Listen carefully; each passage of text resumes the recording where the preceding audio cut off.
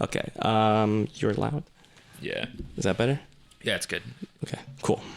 I listened to that podcast, Age of Napoleon, where it's just one guy who does it, and he like got a whole new rig like a couple weeks ago with his Patreon money, and it sounds much worse than before. I don't know if he just needs to figure it out, but like I guess it's not a linear. You listen thing. to other podcasts? Occasionally, yeah. I thought we had agreed that we were exclusive. Listen, I don't need this. I listen to one podcast only, and it's laid out. I don't need more of this in my life. Right now. I'm faithful, except for like a run of Michael and us, like once a month. At the office, I've been pushing up. That's my. I can't work out unless I have two extremely dry Canadians talking about obscure film and Canadian PMs that I've never heard of. But It's Alex!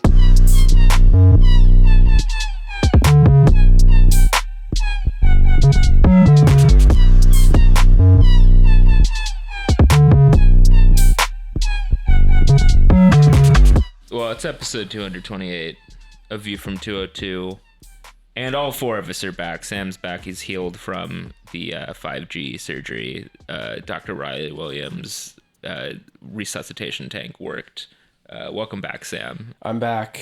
It's great to be here. I do have to clarify from the EDSS higher-ups that I did not, in fact, kill the Queen.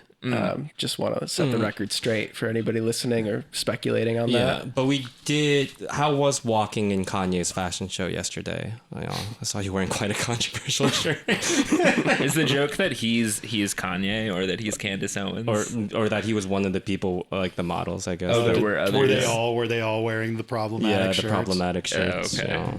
That makes more sense. Yeah. That'd be quite the character arc. That he got cast as a model for the Yeezy show. Yeah. Sam fits the profile. I don't know. If you see Yeezy, you just think Kanye, or you think Sam, right? Yeah, definitely. Yep. Well, it's been another week in the New York Red Bulls 2022 season. I guess we got 2 losses in a row now. 2-1 loss at Columbus, but in a even more heartbreaking fashion. It's a 0-3 start to the season for ASC GeoGuessr. And I've heard credible reports that the manager, Patrick Haddad, is on the hot seat. And even some rumors of rebellion in the locker room. He may have lost the locker room. Yeah, there was a very rogue short corner that was played at the end of the last game that seemed like an act of defiance. Yeah, some Danish infiltration maybe in the squad. I don't know. Danish Korean. Yeah. Yeah. Do you have any answers for that, Peaches? Look, I'm saying that it's nice to finally be played in my preferred position. Which is left back? No, actually that was not. That's why I would I mean, you put in a decent shift there, to be honest. Are you dropping back in the midfield? Are you finally doing that? Well, we've decided to go to kind of more of crowding the midfield, so we're dropping one of... I was just playing behind the striker. Yeah, I'm really pushing... the idea that on 7-a-side and at the level that we're playing at, there essentially is no such thing as forwards. There are no strikers. Except Christian. We played a striker. But yeah, kind of. I mean, but really, it doesn't really benefit you to have someone just up there the waiting field is so small, right? Yeah. I felt much more useful just being able to do back pass, which, credit to me, I did score this week by doing a back pass in the rain. Did you score? And our keeper mishandling it and going own goal. It was a bit of Okay. Well, look, I'm not going to pull a Struber if I'm not going to throw our own players under the bus. But, the conditions were not ideal. Yeah, that's what I'll say. But I felt comfortable kind of doing passes back in this game and resetting the tempo and receiving the ball. So I felt much more useful than just chasing balls that end up going nowhere. Okay. Monday was a very fun game. Yeah, we gave up. Apparently our third goal was just straight up out of bounds. The ball went over the line and no one called it. So I'm just going to call it a 2-1 loss.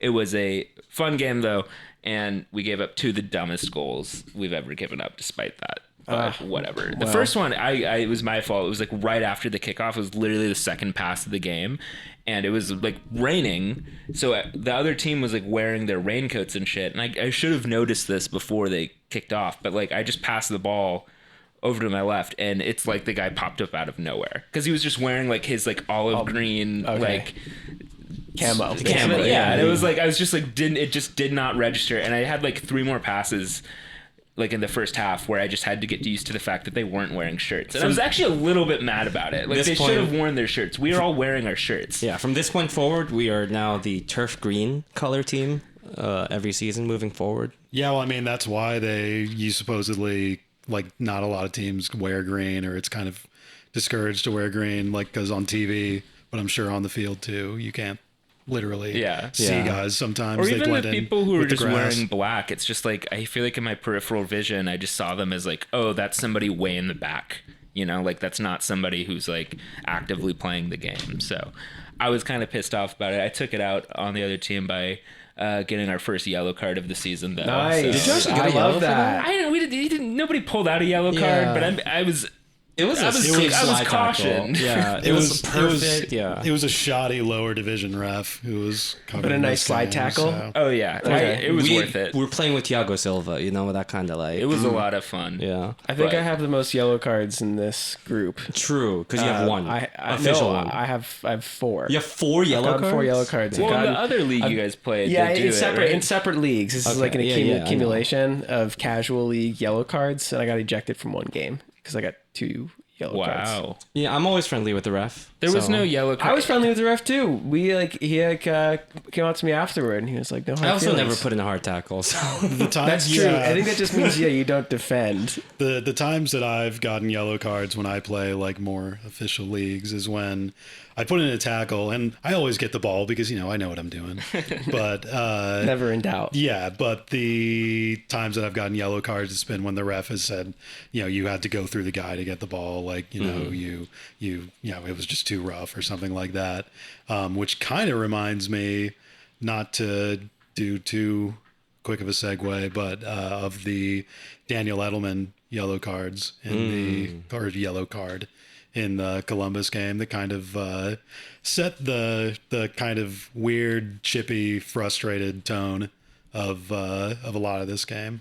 Yeah, that was an interesting one because I was watching that from the Columbus on that feed. On the Columbus feed, because at this point I've basically assumed that it's 2023 and that Shep and Steve don't exist anymore. You're probably much happier than we were. Yeah, no, I think so. I think I saw You're the probably tweets watching too. the same broadcast. I saw the tweets and everybody was going like off on Shep because Shep was like, that's funny because I wasn't even tweeting, so that's. But it was like I saw it from like a few different people, right? Yeah. Like Shep was complaining about like our players not getting carded, like being like you deserve to get carded or like whatever. But it was really funny on that play because they were like, that's a red straight up right off the bat, red, and then like after the replay they're like, oh, actually that was a great tackle. Right. It was like, oh, he got the ball. That was really impressive.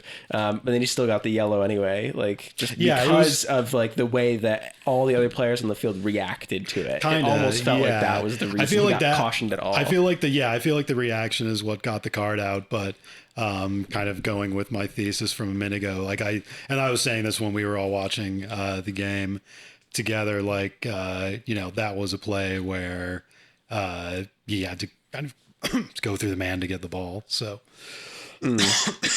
last thing I'll say about GeoGuessr as well is that my yellow was only a yellow but pure technicality. Clean as fuck when it came to getting the ball. Yours was just because he did slide tackle. Yeah. I actually small technicality. I did actually think I was gonna get there where I could like slide and just not touch the guy at all, which like you can kind of get away with. Like you can like make a slide block if you're like a couple yards away from someone and you're never in danger of ever touching them. I just didn't quite beat. I probably could have beat him on foot, but I also have to say, I think that would have gone like totally clean in a real like ref 11v11 league. Yeah, at first he was annoyed. The guy that I tackled was annoyed, but he was just like, "Oh, you can't slide." That was it, and he was chill with it eventually. But finally, I've been trying to make a foul for weeks, and in a way, I still kind of fucked up, and it was only a foul on a technicality, but. That's what I also think I did an excellent job at playing pretty dumb, you know, and avoiding the heat.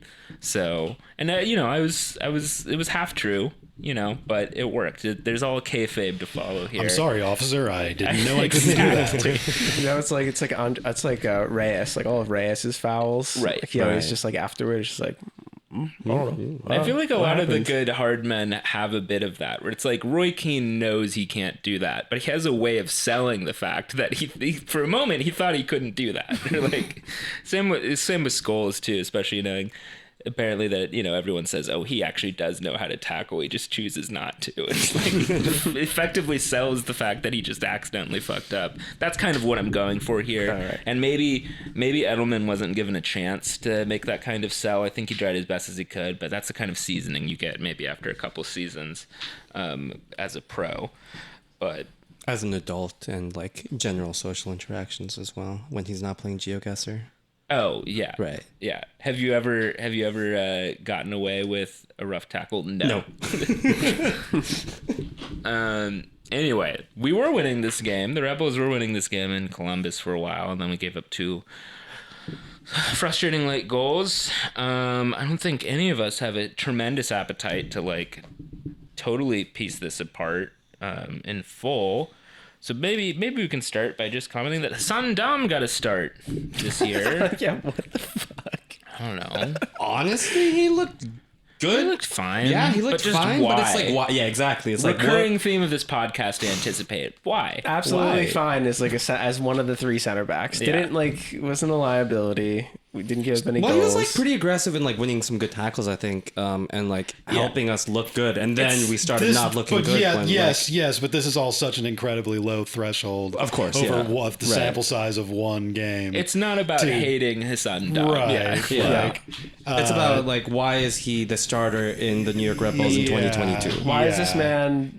Well, I mean, not even just that. That alone, that context alone, that a guy who washed out from USL earlier this year and hasn't really accomplished anything as a pro in the last 4 years since he left Red Bulls is on the team again. I mean, that alone on its face is weird enough and kind of dubious enough. But then that this late in the season is when you're just throwing that scheme out there. Right. I don't know what. I mean, there's so many. I mean, he ended up subbing him out for the second 45 minutes. So obviously it wasn't absolute. Who does that? Who subs out a center back in the 45th minute? I forgot it was that early. Yeah, at the halftime. And I mean, it's just like, obviously it wasn't, the body situation wasn't stretched enough that you absolutely had no other option to play center back besides Ndam, because he switched Dylan Nealis back there and it ended up being all right for the 40 minutes of the second half. And you can play 4 in the back. But yeah, I mean, just, how Hassan Ndam, I mean, he played that fucking Barcelona friendly just because we had to cycle guys through. But beyond that now is when you would have a first team breakthrough when you're, game away from after you've spent the whole season complaining about how the team isn't gelled enough and, isn't ready yet. And, there's so many new guys to integrate. And then you put Hassan and Dom in 2 weeks before the playoffs and then sub him out at halftime. Right. And arguably subbing him out like ruined the flow that we had going by putting like Kyle Duncan or whatever in, Well, I guess that's the other thing too, is that Duncan all of a sudden has fallen off the depth chart after being the supposed missing piece that we'd had. I have less of an issue with Duncan coming in, like, because we were not up at half, right? We scored in like the 60th, 70th minute. So the intent was to put more attacking pressure, right? Like, and try to win the game. Like I get that part of it, but I think I still don't understand like why you would go as far as subbing out like a center back, or like why you would start somebody who had it's the second MLS game in 4 years. Yeah.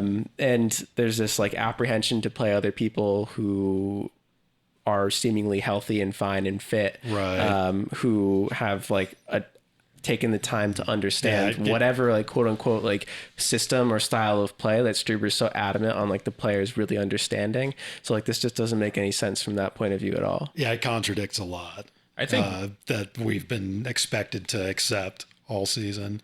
And yeah, I mean, just the fact that, I mean, it was literally the only, I mean, piecing everything we just said together. I mean, yeah, the only motive you can really deduce is that he just didn't want to start Kyle Duncan for some reason. Right. But then changed his mind at halftime. I think one good way to tie this all together is that last episode we ended with the question of like, what is there left to play for in these two last games? Like, there are some stakes with seedings, but like, you know, we all kind of know what the general timbre and tone of this season is a little bit. Losing to City kind of was a big blow for like one big like to do like one big accomplishment or thing to benchmark to hit on the season. So what are we going to do? And I think Cork made a very good or coherent point that like this would be an opportunity to find the best version of this group of players, like the best version of the 2022 Red Bulls. We don't know what that looks like or who that is. Gerhard Struber does not seem to. These 2 weeks are good, you know, lower stakes opportunity to try to get these guys together on the field and figure out what is your look going into the playoffs. Gerhard Struber's lineup and decisions in Columbus seems to absolutely be the opposite perspective. Whereas like this week it was clearly like, no, resting as many people as we can. Let's rest Aaron Long. Either Kyle Duncan's out of form or he's out of favor, or he's also being rested. You know, let's put Sam and Dom in there just so we can keep Long rested for a little bit, but also like only for 45 minutes. Let's like, you know, play Dylan Nealis at center back because like whatever, you know, it's like not that big of a deal. But let's play Frankie Amaya in his first game in 2 months. Go 90. Yeah. And let's play Klimala, but only for 45 minutes, and then let's like give Elias a look, but for like 20 minutes, and then of course, you know, I don't know what this Tom Barlow guy is like. Let's see, like, does anyone know who Tom Barlow is anyway? Let's just try it. It was a very mobile mini Sun Cup kind of roster arrangement for this game. One of these days, we're gonna figure out what the deal is with Tom Barlow. We just need to give him more minutes, and it'll click. Well, no, he was the defensive cop out. He was supposedly going to help us. We got to close it. Yeah, to close it down. Just lock up shop. He's the best presser. And then we give up 2 goals. Tom Barlow is the key to all this. We've never had a character funnier than Tom. It's absolutely important that every player press 100% correctly, and that only happens when Tom Barlow is on the field. But then that's the only time when the pressing mistakes may happen and 2 goals get scored. This is a good segue as well, because I think to repeat something we've said multiple times this season, but I think is worth repeating, it's not about hating Tom Barlow individually either. Like, we've all at different points expressed dissatisfaction with him becoming scapegoat at different times, but this pattern is worn thin.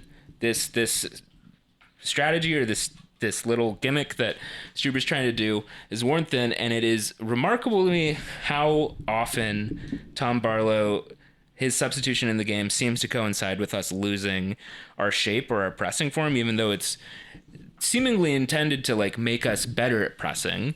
Because looking at it on paper, just looking at it in little silos, if you just follow Tom Barlow around on the screen, you can say his work rate is high when he comes on. He is pressing quite a bit individually. The numbers back up that he's like an insane presser too, like the metrics. Right. It's like, and like, he's usually coming in like for like. He's usually coming in for a forward, so there's no obvious reason that like our shape would totally get disrupted.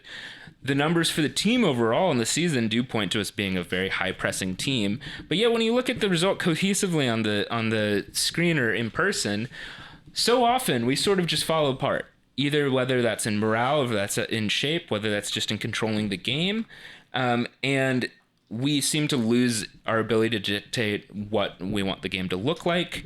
And it just so seldomly this season even looks like we're like a distinct pressing team. I think this is one of the weird paradoxes of the season, is that Gerhard Struber is running this infamous big pressing scheme where pressing is so important, but when you actually watch the games this year, it's like it doesn't... We're not really crashing anybody or breaking anything up. It's not like when Tyler Adams was like bursting out of midfield and blowing somebody up and then pushing it forward. And then picking it up in interception that was played in the midfield. Like, I mean, and that's not even to say, like, I mean, obviously Tyler Adams is like pretty special, but I mean, you don't necessarily need a special player to... I mean, that's the whole point of the Stars, the system pressing scheme, is that you can put just guys who scorecard out there and give them clear instruction. Like, yeah. And I mean, God, I mean, not to just go to a complete third rail of this season, but yeah, the idea that, I mean, maybe your theory is this: just every single player on the team is the worst fit for pressing possible, and that's why we can't get it done week in, week out. But I don't think that's the case. But I think the team just, I mean, I don't think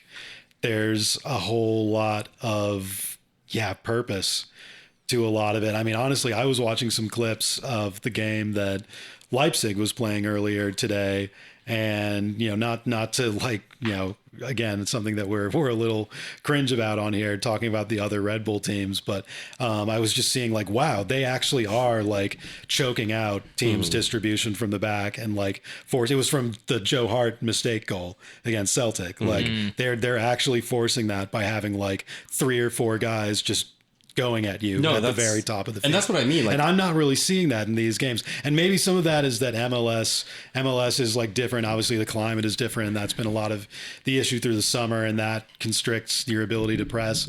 But then also that teams sit back a little more and don't play that kind of out of the back style as much. But then also, when we have played games like that, you don't see that sort of intensity that you would expect from a team that's entire basis is an extreme pressing system. Yeah, and to what you're saying, like, pressing is a scheme that requires at least buy-in from other players, right? Buy-in from the whole team. Yeah, exactly. Or at least your front six need to like understand where you're moving and move together as a unit. And I think what we're saying is like we're kind of onto something with these numbers, that Tom Barlow individually, maybe good enough presser, he's able to like put himself into positions. But when do you see guys pushing with him, like being in that position? Same when Klimala or Elias is on the field, But like Tom Barlow, I think got stranded so bad in one of those long balls. Sorry to just derail, but it just reminded me of that. Yeah, but like Tom Barlow, you can see the way that he gets kind of. Well, we've talked about how direct he is in his pressing, and like you see how he gets to the ball, but he doesn't have backup to get those second balls. He doesn't have like anyone to press the guy who's gonna like pick up that second ball. So like in previous pressing teams that we've seen, and it's like you're saying, there was like this focus and direction in what you're pressing. Like when you're watching soccer on a good pressing team, like the cliche is that you're attacking without the ball, right?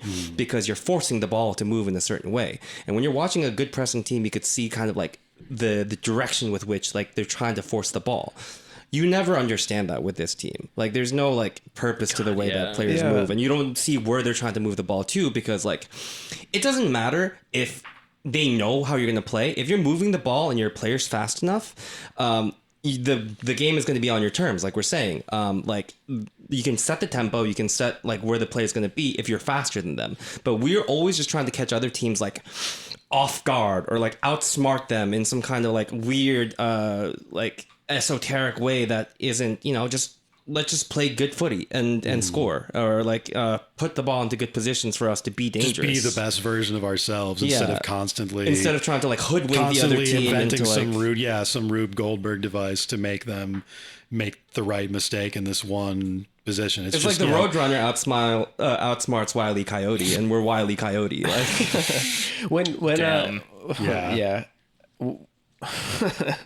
when our like say like attacking like 3, when one of them goes up to press, and I feel like this happens a lot with like Luquinhas, like he like will go up and he'll push up really far, but he's the only person like there. Is that deliberate? Well, I mean, that's the thing. That's kind of like, is that the point? Like, or is that it just, like at a very basic level, is that like what you're saying, Peach, is where like you need 6 people in sync, knowing how to press collectively, and there's a failure in the pressing itself? Or is that deliberate because we're trying to like outsmart thinking 3 steps ahead, like with some other trigger that might be like taking place? Like, is that what the problem is? Like, what is that? Because I see that all the time. You can have one guy run up forward, right? Kamala, but if he's like if a guy of that too, right? Like if there's a guy running from the center to like the left center back, right? That guy's blocking off that passing lane. Someone should just be in the other spot to collect that other ball, because that's the way you're going to force the ball. And there never is. So I guess my question is like, we're just not positioning ourselves. Is that deliberate, or is that like the players failing? Like what do you think it is? I don't know, but when I watch that I get really frustrated because it really feels like teams walk right through us. Right. There really is readable. no resistance. We're very predictable. Right. We're not only readable, but we're also slow at kind of our play. And it's like, I don't know, Struber, like we can't tell what the intention is or like who, like what's deliberate or not. But at the end of the day, it's failing and it's not working.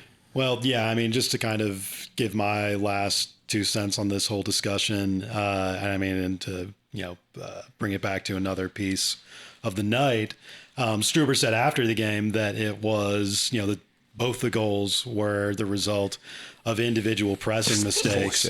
And I mean, I did a little bit of a Twitter thread where I looked at, I just kind of broke down the goal verbally that way, or the first goal at least. But then even beyond that, both goals are situations where it was not, fucking Derek Etienne on the end of each of them, but they were not like individual, like hero ball things. They were not one player getting beat.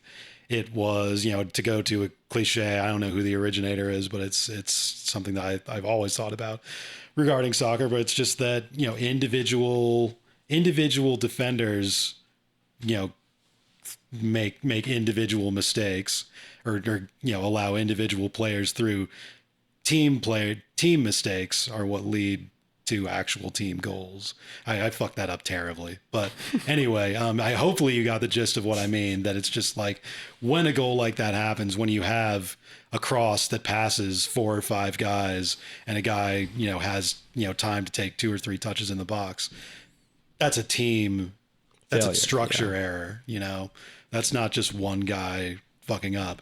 And I mean, again, and this is kind of a theme that we've had, discussing the way this team is set up under Struber for a while, that just if the system is that precarious, if it's that much of a house of cards, that one pressing mistake means that, oh, well, that's that, then how meritorious of a system is it? Right.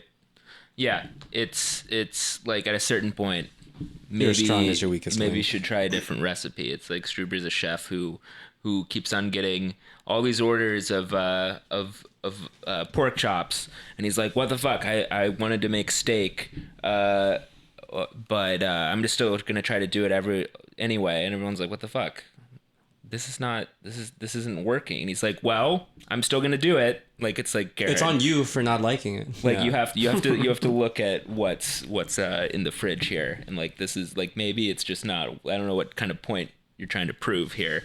It's perfectly good pork chops you got there, bud. Just maybe you should learn how to cook. Maybe you're not a very good chef if you don't know how to make a pork chop when that's what you got in the fridge. Maybe if you know one recipe and you went to one class at culinary school and insist you're a goddamn genius, maybe actually you don't really know how to cook. Just some food for thought, Gerhard, Did you go to a bad restaurant this week? No, I don't know. I've just been thinking about inventory and groceries a lot recently. But also, like, I think as someone pointed out earlier this week, I think several of the pigs that went into those pork chops are probably older than Gerhard Struber's culinary career. Some of these players he's been managing actually have more experience with soccer than he does as a manager. He's only been managing for 3 or 4 years. So, I think a lot of these guys actually, if he's going to complain about experience and maturity, maybe it's a time to look in the mirror a bit for himself too. I don't know what's going on, but I will just second a lot of this by saying I do not enjoy the way we're playing. It sucks to give up 2 goals and lose a game like this, when also I just feel so bored and kind of turned off by watching the Red Bull style right now. It's indistinguishable. I don't know how we're supposed to score. Like, I don't know what the design is and the ideas of how we're supposed to score. I don't think the team does either. Like, Frankie took a well-hit goal this week, but it's totally just sort of the random sort of thing that's like, let's hope the ball bounces to us. And the only way that we've scored for the most part all through at least the second half of this season. Yeah. That's the system. It's a product of the system. Right. That was calculated. That whole thing to some extent it is. Yeah, I've talked in episodes before how that is like, a somewhat Red Bull, like Ragnick kind of strategy to just kind of choke that medium part of the box and, get goals through bad clearances that way. We've certainly been on the end of that kind of shit, as we've also said. Right. But that, that's, and again, to speak to Brit's point, that is a coherent strategy. It just kind of sucks. Yeah. To be blunt about it. I don't think we're even doing it that well this year, though. Yeah. I mean, I can think of two halves stick out to me that were quite good in terms of it looked like we were intentionally and successfully suffocating a team in their own half. And they're both in games where we played really good first halves and then lost the game in spectacular fashion in the second half, which is the first half against Orlando in the semifinal and the first half against City in the first league derby this year. Both of those games we lost our nerve in the second half, which I think is probably something that someone could dive into for, weeks to come. I think there's more to examine there. And maybe I guess there was a game against Orlando earlier in the year where we did that better when Orlando kind of just showed up hungover or something. Other than that, I think it doesn't even feel like we've been quite good at keeping the ball in the opponent's third and suffocating out balls from the build-up. And I think this goal against Columbus is maybe a good example of that. Well, because if you look at it again, like LAS kind of just loses his control a little bit under pressure, and Columbus has a ton of bodies in the box. And I don't know who, maybe it was Nagby, maybe it was someone else. Somebody on their team just hits out that really poor clearance, but not under a lot of pressure. He had several guys near him. He was not... nobody was coming on to close down on him. He had plenty of time to hit that ball higher in the air, make a better clearance. He just knocked it straight into Amaya for some reason. As Cork said, I mean, we've seen us make that kind of mistake several times this year. But I to be a little bit harsh on the team, I guess, I don't even think we forced that kind of error so much. I think it was sort of an unforced error from Columbus. And the goalie was getting screened. Yeah. It's not the kind of thing that... It's still good hit by Amaya. Yeah, it's still great hit by Amaya. But, it's not the kind of thing where I'm, anticipating us to score. Because, in 2018, there would be times where we would not have the ball yet, but you would be able to sense, this is the kind of situation that we are dangerous in. Yep. And that can happen in a lot of different forms. I think there's a quote out there, somebody saying on the Arsenal Invincibles team, and this maybe was true for one of the United teams of that era too. It's if if they conceded a corner, the other team would actually groan a little bit because they knew how much danger they were in from getting countered from a corner that they themselves were taking. Mm-hmm. The 2018 Red Bulls, which I think is the high point of the pressing system, had a similar kind of vibe. Not often on corners, but when other team, you would see the other team kind of get crowded and pressed on a certain part of the field. In usually sort of the middle third of the field or towards the transition zone, and you know we're about to be dangerous. I almost never feel that way with this team right now. If we do get the ball in an advanced position, it's more often than not one guy alone up top, and he kind of drifts outside, and then nobody comes. So, usually the only guy coming is Cáceres, who is the most strange, awkward, occasionally effective attacking player ever. Yeah. So another example of I feel like I've just been thinking about this a lot, that we just Columbus is a bad team. Columbus is just not a good team. Where we've basically given whatever path they're on now, they're about to beat Charlotte. So they're about to potentially... Ooh, they just drew 2-2. Oh, okay. Well, last minute equalizer. That kind of sucks for both of them. I feel like one of them needed to win. Yeah. Yeah, it's over. I mean, they're a team that's supposed to play into our hands tactically Columbus. Too. Right. Columbus. Right. They play with Nagby and, their little homegrown kid in the midfield kind of dinking it around. That's supposed to be the kind of stuff that we blow up. And we were only able to muster that one random Golazo out of the whole game. I mean, you look at the flow charts and the, metrics for XG or whatever kind of action in this game. It was just a super flat one. Again, I mean, not, pretty common for this year. So yeah, super dull game. And it's just to sort of repeat something we said last week, it makes it even more baffling that Struber seems to be under the impression that substitutes, can make a difference in like 15 seconds. Like it's like, oh, well, we've put Barlow on the field for 13 minutes, so that's gonna obviously, our shape's gonna shift immediately, and everyone's gonna gel immediately, and it'll be fine now. Or like it makes sense to put Elias on for 20 minutes. Like, did he have anything to say about that in the press conference for like? Yeah, why he said that he wanted fresh legs and he wanted Barlow's pressing, and he, yeah. Was it beyond him to consider that when he put in Elias? Elias, who apparently is not fresh after 30 minutes, after you didn't start him, and just that's such and that's just after he's gone 90 in the previous 4 weeks. Also, but Morgan, who he has insinuated as lazy in previous press conferences, it's fine to do 90. Maybe we could have another pair of fresh legs. It's not like Elias has experience playing out wide before, in his career. Surely he knows the things he's saying, right? Or just or not the things he's saying, but that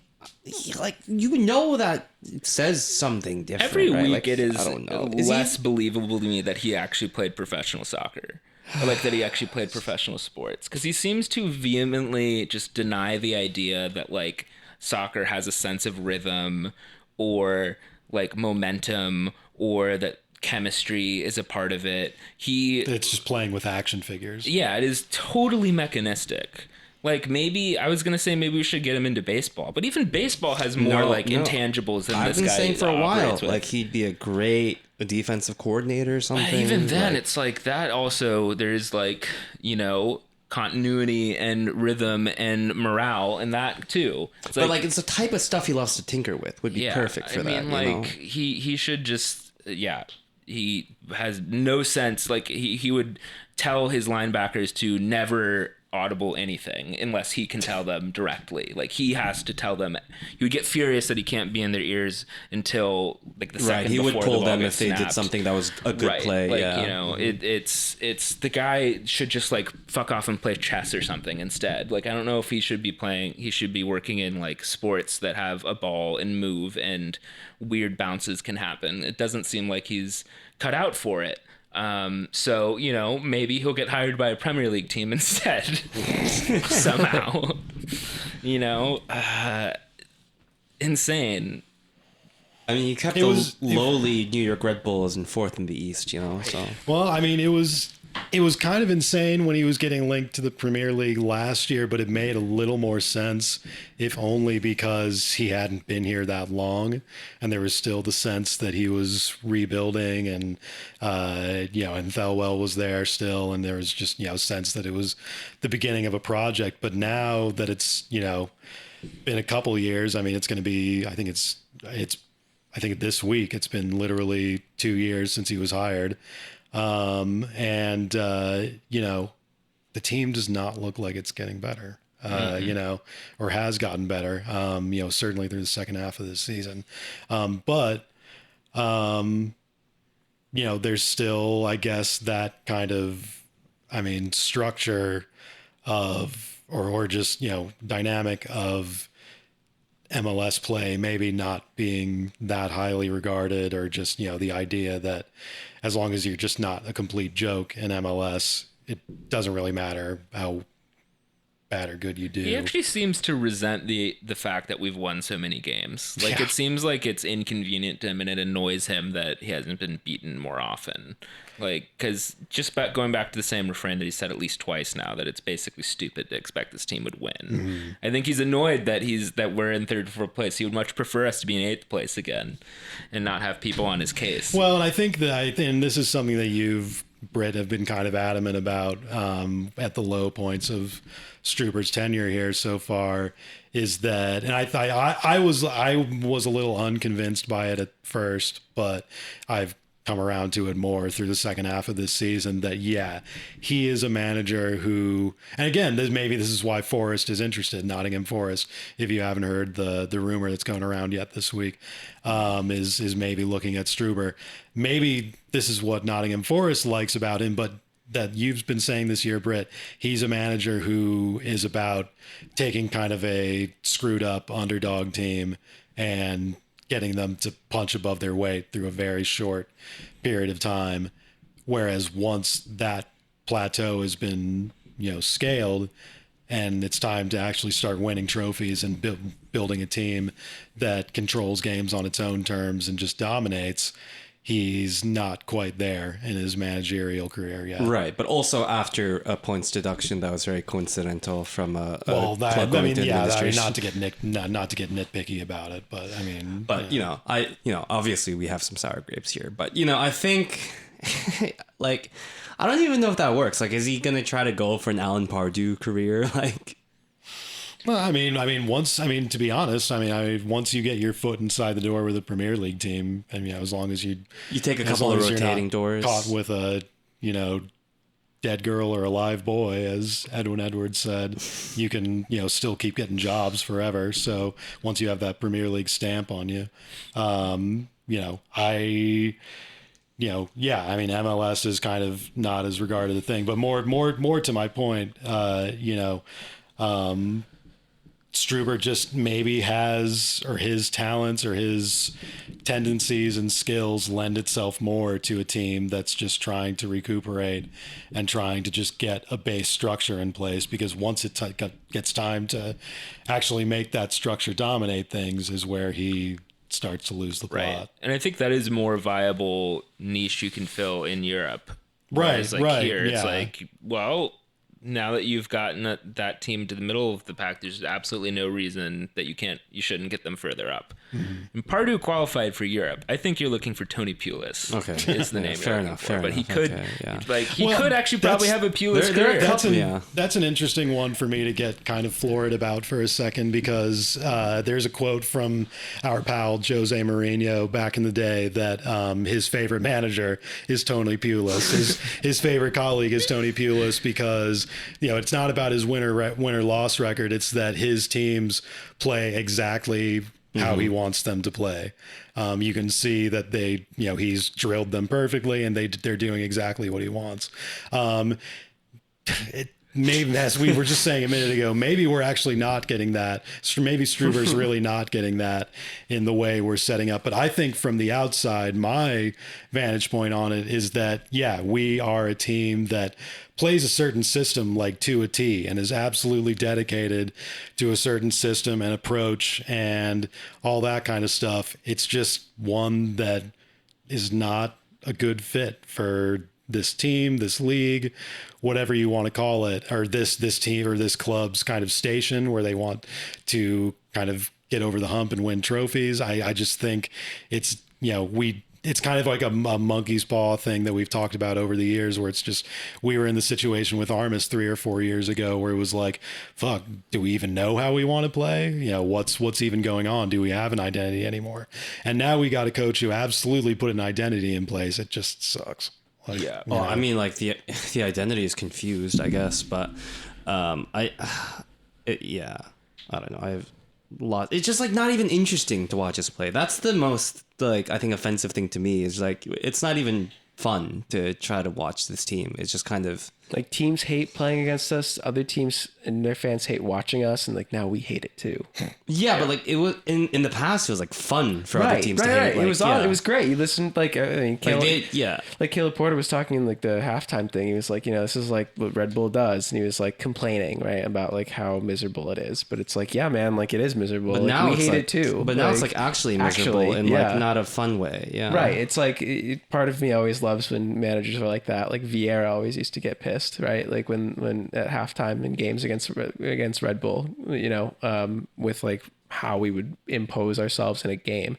But now it's just like, well, we just play really ugly, like very like brutal soccer, but there also just is no appealing element of that. Like you don't really see like how we're trying to like score goals and how we're actually trying to impose ourselves in a game. And that part is what just like, I think is just so exhausting for all of us watching. Especially because like, again, like the home record, like we don't even get to see our team win. We don't get to celebrate the wins. We only get to watch the losses. We watch boring soccer all the time. And it's like, yeah, you're right. Like it's this difference between 2018 and now is like what's actually ugly versus like, you know, what we had. It's like this is ugly soccer to watch, but there's fucking intent here. Like there's actually like we're actually going to do something with that in 2018. I'm just saying like that's not even a real ugliness. Like yeah, exactly. Yeah. I was legitimately thrilled in 2018. Yeah, it was fun to watch. Like, it wasn't ugly to us because we knew what was happening. Like it was easy to understand. And we got to watch it in person, and like you get to see those pressing structures. Because you could also see you could see the team move as a unit.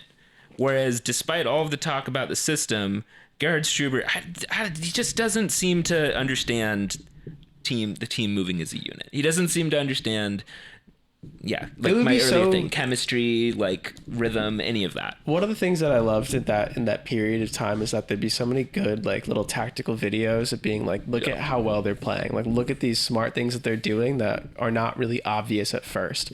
I would love to have the same people look at footage of like 2022 Red Bulls and be like, all right, like this is just bad. Like this is ugly for these reasons. It's weird too because last year when the team ostensibly was doing worse, they finished 7th, 8th. I can't remember in the conference last year. But in the first half of that year, and we've brought this up a few times recently, when Struber's first games where we were running the diamond system, we looked pretty solid and you saw a lot of purpose in it. And there were a couple of those kind of like you're saying, Sam, from like overseas publications being like, oh, look at how the Red Bulls are playing, with, certain kind of diagrams for how the, kind of more subtle pressing was working. And you saw that there. That was a year and a half ago now. Every progression since on Struber's tenure, everything he's built on that ever since has been a downgrade, it seems. Mm-hmm. Absolutely. And despite that, the team is still winning. The table, yeah. Right. And I think, not to again touch on a third rail of this club's discourse, I think it's because the team got some better players this offseason. Yeah. And, that's a big significant part of it. No, that's true. Because it's like what the Laid Out podcast, I think Thierry and BWP were talking about, like, 2014, we didn't really have a style. Yeah. Like we can admit it. Like we just had like a bunch of ballers, but like that's kind of this season too. We don't really have like an identity or playing like we ostensibly we do have an identity. It's shitty. It's being boring. It sucks, and it's not really working. But it's being overcome by Lewis Morgan and Luquinhas scoring golazos, and then having Struber say after the game that they didn't, make the right diagonal in zone 12. And I think part of why I would want like some sort of like the same people making those. It's a good point. A year and a half ago, like you're totally right. Like the same like the highlights and the compliments of like this of a style of play working and getting results. Like there were videos and things about that, but it would just be so nice for people to be like to contrast that with now and be like, okay, what the fuck happened? Because like the players didn't get worse. Like we have a young group of players who it's a better squad than last year. No matter how you slice upgraded. it. You've either gotten better personnel or you have the same personnel who have not hit their prime. Personnel who have an extra year of being trained under Gerhard Struber. Exactly. Right. Yeah. I mean, it's because the thing that kills me, and I'm sure everybody here agrees, is that there's people that criticize like the players and be like, this team sucks because like these players are no good, or like the Red Bull as an entity is like bad, whatever. But there just isn't enough, I think, criticism for Struber as there is for other things. I mean, I think people are getting there now, or like seeing kind of that so much of this cannot be like up to. It's gotten to the point where the form is undeniable. I mean, we've now lost 3 of 4 going into the playoffs. Yeah. I mean, it's not ticking up, and I mean, it's just hard to deny that from any vantage point, from any prejudice you have about how this team is set up. So, I had another thing I was going to say, but I forgot it. But more importantly, some food for thought about just sort of these existential questions about Red Bull strategy and comparisons to Leipzig is that at the time of recording, Dietrich Mateschitz is still alive. At the time of recording, but there are rumors of declining health. And I don't know the full stories about this, but it's both in the soccer and in the F1 worlds. There's been like consistent reporting over the years that like everything is sort of set up where it's like very much structured around him personally. Like it's not like things are presumed to change massively whenever he dies, which seems crazy to me. I would have thought that it would have been like under a corporate entity that would continue to exist, but like I think know. I think there is a little bit of the latter of what you're saying, that in the last few years, especially when Christoph Mintzlaff has taken over kind of both the business and the sporting side of the Red Bull kind of soccer portfolio, is that it has been getting a little more enmeshed and buried into the corporate structure, and maybe something that's a little more sustainable, self-sustaining than it was when Mateschitz first bought all these teams and first started slapping all this together 15 years ago. But yeah, I don't know. I mean, I think even if Mateschitz, ends up passing fairly soon, I still think it'll be a long ripple effect. I think it'll take a while for a lot of the consequences of that to hit New York. So, well, I'd like to make my offer to purchase a team with the starting bid of $2.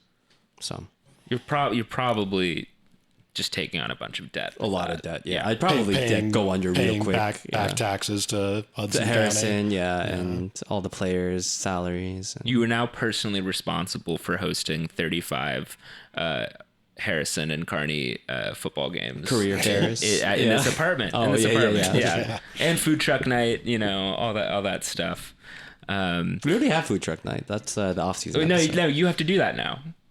You have to do food truck night. I'm saying we already do that. So and then just remember, keep the contract with Barone Trash Removal. Don't ask about it. Just keep paying them. You do have 3 employees on the payroll. They do work. Don't ask about it.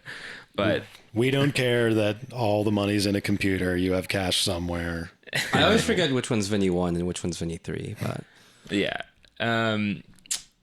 But yeah, that I think also just fits into a piece of something we've talked about earlier, which is, with Mario Gomez coming on, Jochen Schneider coming on, just potentially being a window for overall pivot or reconsideration of what even is the Red Bull way, especially now that like in 2022, pressing is pretty standard in terms of the overall game. Pretty old hat. Yeah, it's no longer sort of quite a unique thing to do. I mean, maybe the way that Red Bull teams fully try to execute it still slightly is, but there could be room for sort of a recharge, even if it doesn't mean literally selling off the teams or whatever.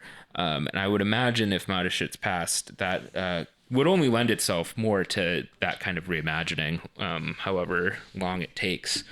Well, I was going to say, and not to necessarily bring it back to Struber, but just because I feel like this is what we have to, but like my biggest frustration, right? Like we were talking about how last year it's like, we can accept a lot of like the stuff that he's tinkering with if it's like to be a learning or an experiment. A learnings moment. But we've done so much experimentation with zero learnings, like I don't know what we've learned in the past 2 years. So like looking forward, it's like, what is a post-Struber Red Bull going to look like? I guess if we are kind of epiloguing Struber's tenure right now, while there's still a couple games left in the year, theoretically, I think to give him credit, I mean, to say the good part of what his tenure has brought is, I think what I was just saying a minute ago, is just putting kind of a basic structure in place and getting a younger, fresher group of guys whipped into shape and playing some semblance of decent soccer the last couple of years after. I mean, because we said this last week. I mean, even at the lowest points of this year with Struber, and even last year a little bit, it never really got as just completely hopeless as it felt under Armas at points. Yeah. This team does have a higher floor than it did then, and there's a lot to build on from where Struber has kind of brought the team to at this point. But kind of like we're saying, and like I was saying at the early part of this episode, it really does seem like he's sort of hitting his own ceiling for what he can do as a manager, at least with this group of players in this context. I think one thing that also makes me just slightly less insane, but in a really meaningful way, is that Struber in his fucked up way does have his standards, even though they're often seem wildly misplaced or sort of backwards. He still has this idea that like, oh, I do understand that there is something better out there that we could be doing and I could be doing. It's just not my fault. Whereas like the true nadir of the Armas era was just like this sense of like, I don't even understand what you guys are asking me. Like, this is just it. This is soccer. Like, this is like, what do you mean? Like, this is just how the Red Bulls are. And then the rest of the media and sort of punditry apparatus kind of just looking over it and being like, yeah, I mean, that's just where the Red Bulls are meant to be, looking past the fact that a year ago we were the best team ever. Now it's like there is a little bit more acknowledgement that there are greener pastures somewhere. The question of how or who is going to take us there is very confused. But at least there's some acknowledgement that things could be better. Well, it's John Tolkien, because he's going to be player coach until 2027. Yeah, I guess he signed an extension. I don't really have much to say about it now. I mean, I guess it's cool. good to tie him down. Why not? We have this final game of the season on Sunday, though, against Charlotte. Fan appreciation night. Unfortunately for Kyle, I don't think Charlotte has anything to play for anymore, right? I think they just got eliminated. They did just get eliminated. It's over for them. Eliminated. They could still spoil things for us, I suppose.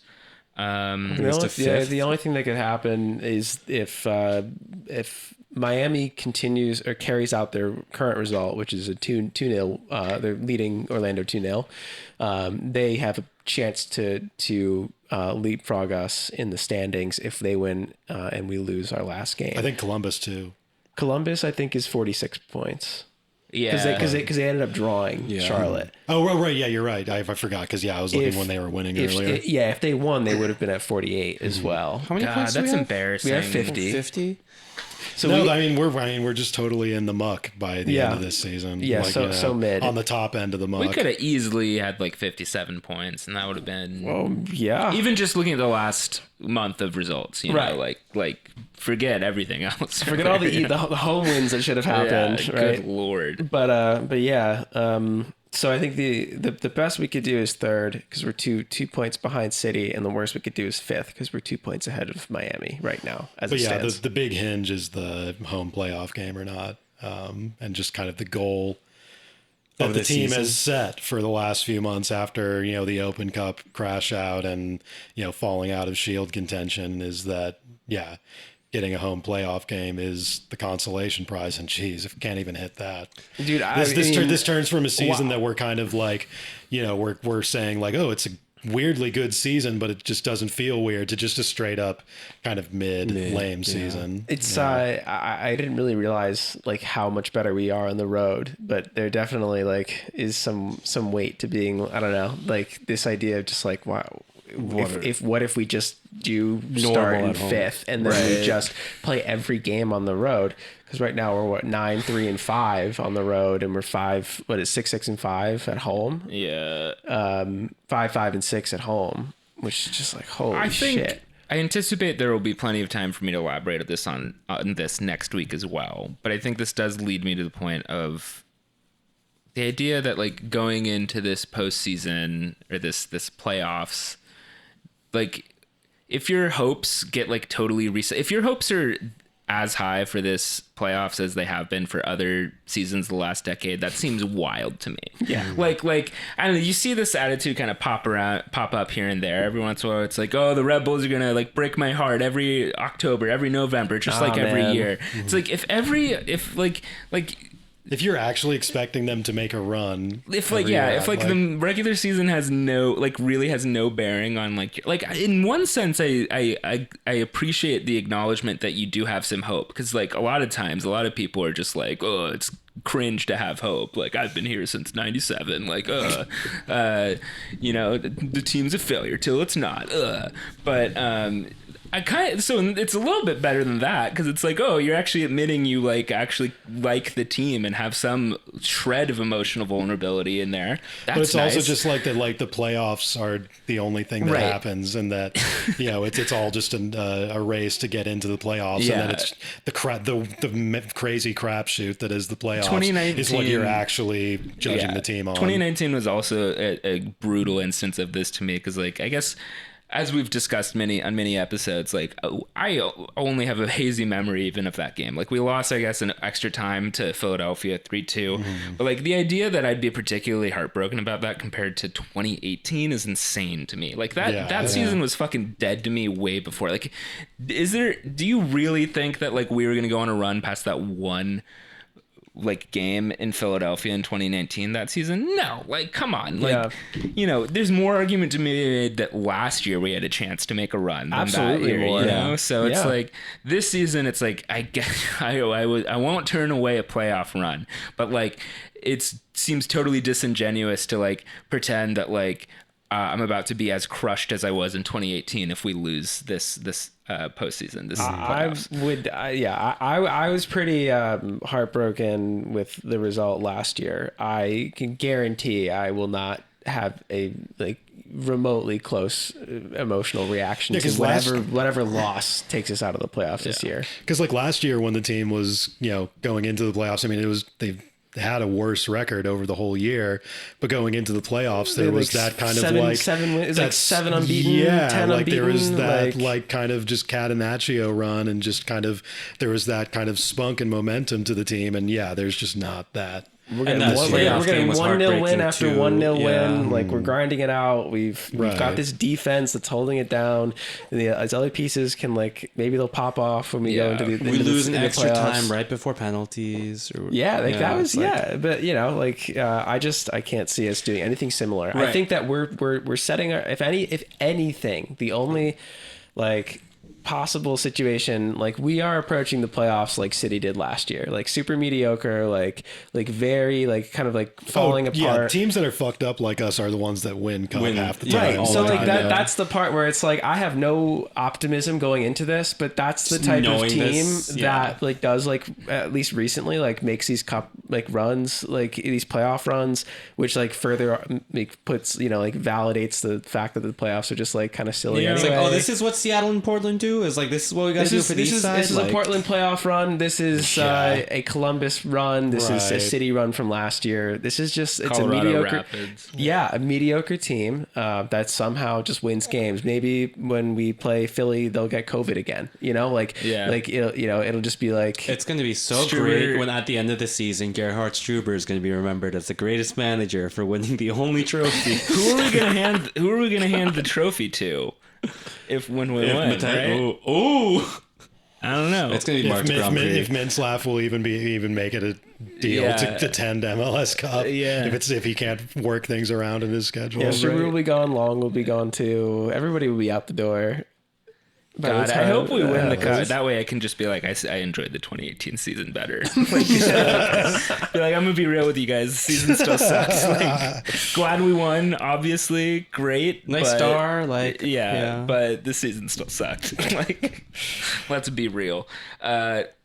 For Charlotte, I assume Charlotte's probably still going to go out and just play with a little bit of pride. Weird concept, but I think they're probably just going to still play. Maybe give a couple starts to some young players. I don't know, but still have a good go. This week, we need to play basically who we're going to play on playing in the playoffs. I don't know. Struber probably has some super hyper reconnaissance, like want to throw people off. Maybe he's going to play Sundown as a striker or something. I don't know. Last week, I will say, I thoroughly disagree, but I will say there's a kernel maybe of truth to the idea of like, okay, you want to rest Long. This is the last opportunity you can rest him. Okay, I guess maybe like I can see somebody thinking that. I still think it's totally misguided, but fair enough. Sure. This week it would be absolutely insane to do that. He needs to fucking play or sub him in like the 60th minute or some shit. Like I mean, unless he's planning on subbing him in the 60th minute in the playoffs, which at this point... Do they have dates announced for the games? Like the actual I don't know. rounds? I was looking it up recently, and they literally have like barely announced. They it. always tell you like care about the playoffs. Like, no, they only tell you like right up. I think Yeah. like every year we get tickets. It's just like, oh, you have like a week to get tickets. Well, they only confirmed baseball playoffs yesterday, and they're starting on Friday. Yeah. So, well, I was gonna say like, unlike last year, I think this year when I go down to Philly to watch the away playoff game and watch us lose to Philly, I will feel much of nothing. You think we're gonna make it that far? Fucking hell, I don't. You think we're gonna make it to? We're gonna make it out of our first game. I really don't want to go to fucking Philadelphia. I just have the feeling we're gonna go to Philadelphia again, and I'm just gonna go on that trip again, and then I'm gonna. If we go to Philadelphia, I mean, this year they're definitely gonna slap us around. Yeah. I mean, I don't know. Maybe I'm turning into what I hate here, but like, come on, like I don't want to go to Philadelphia. I'd rather go up to Montreal or something, or I guess it sounds like we wouldn't go to Yankee Stadium. We would go to Connecticut. Yeah. They do I don't know if have. I'm gonna go to Connecticut. Yeah. Well, yeah. They do have dates announced. Weirdly enough, they already announced like the date structure.